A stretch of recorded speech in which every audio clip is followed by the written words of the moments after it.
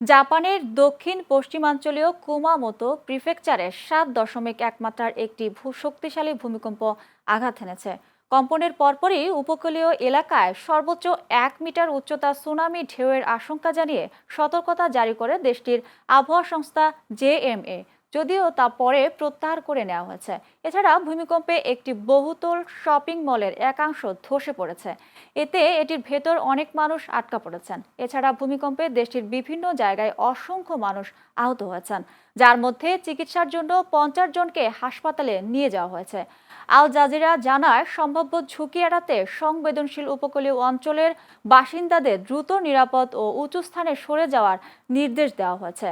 পরিস্থিতি গুরুত্ব বিবেচনায় জাপান সরকার কিউশু দ্বীপের Kumamoto, Nagasaki, Kagoshima, Fukuoka, Saga, Oita এবং মিয়াজাকি এই 7টি প্রিফেকচারে বিশেষ জরুরি সতর্কতা জারি করেছে। যে কোনো আপৎকালীন পরিস্থিতি মোকাবেলায় উদ্ধারকারী ও জরুরি সেবা সংস্থাগুলোকে সার্বক্ষণিক প্রস্তুত রাখা হয়েছে। পরিস্থিতি পর্যবেক্ষণ করছে স্থানীয় প্রশাসন।